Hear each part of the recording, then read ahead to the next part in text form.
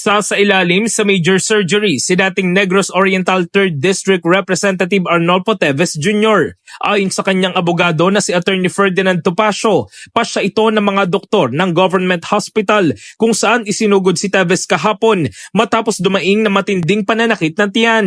Inirekomenda ng mga doktor na ilipat si Teves sa pribadong ospital sa Bonifacio Global City sa Taguig kung saan may mas kompletong kagamitan para sa kinakailangang operasyon.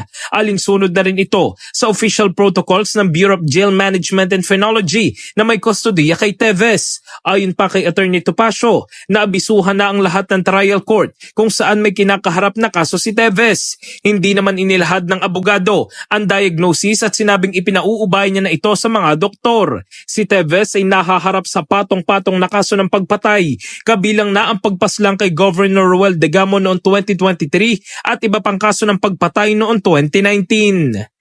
In the heart of changing lives, ako si Brigada Jigo Custodio ng 105.1 Brigada News of Manila, the Music News Authority.